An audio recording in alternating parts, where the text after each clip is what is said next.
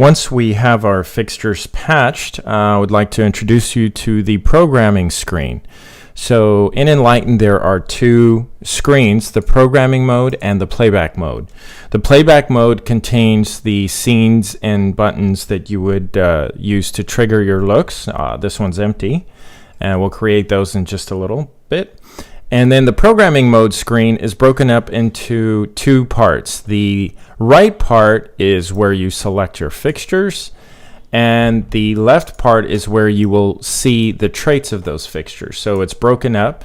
The palette presets are broken up into color, gobo, shutter, beam, function, rotation, speed, and position. And so that is the palette window on the left side, and again, the fixture selection window on the right side. One very handy thing to know about ENlighten is you can always go directly to the channels that of any fixture selected. So let's say I grab all the select all the baby colors. I can go to my faders tab here on my palettes, and then now I have direct control of each of the faders for all of those fixtures selected. So the faders tab is very useful just to be able to have a visual and control of each dedicated channel. You can also click here on the bottom of these faders, and if there are traits built into the profile, you'll see those presets there. In addition, ENlighten has the MFX and RGB-FX tabs. Those are automatic macros. Depending on, for MFX, it would be pan and tilt fixtures. For RGB-FX, it'll be RGB fixtures. And that basically allows you to create macro looks very easily and quickly just by pressing one of these presets. Now I want to bring up the clear all button. For people who are just starting with ENlighten, this is very important. You want to get used to making sure that you hit the clear all button when you are about to create a look. The clear all makes sure everything in memory is clear and you have a good starting point for knowing where, what you want to program. So I'm going to talk about the INIT button, Initialize All Selected Fixtures. So in the case of the RGB fixtures, if I select all my RGB baby colors here and I hit Initialize Selected Fixtures, you'll notice that the red, green, blue, and white values went up to 255 or 100%, and the dimmer also went up to 255.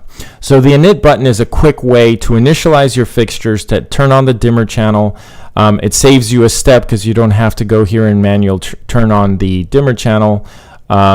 Just the same, if I have my moving light fixtures selected, when I hit Initialize Selected Fixtures, it will also open the shutter, turn up the dimmer, and center my fixture down. So the Initialize Selected Fixtures button, very important. It helps create, or it makes initializing your fixtures very quick, and you don't have to go to turn those individual channels on every time you're about to do something with the fixtures. Now we'll talk here now about fixture groups. You'll see that we have, because we patched these fixtures, they automatically create fixture groups. So I can select my baby colors, all of my baby colors, or all my spot bots. And also keep in mind, I can hold the Shift key down and simultaneously select both my baby colors and my spot bots at the same time. So you'll see on the right hand side, the red label indicates those fixtures are now selected. One other thing is the fixture view. You can have up to 9 views, and the situation where this is helpful, let's say your baby colors are used for house lighting, or you have some other house lights patched in your show.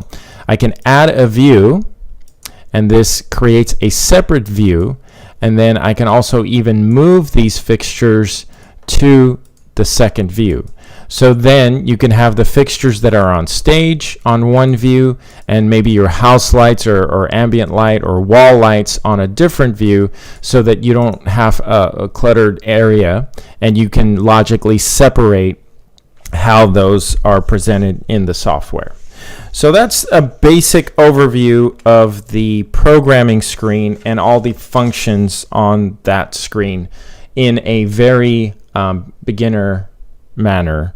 There's a bunch of other features here, and we'll go over those in later videos. So programming mode for ENlighten, training level 1.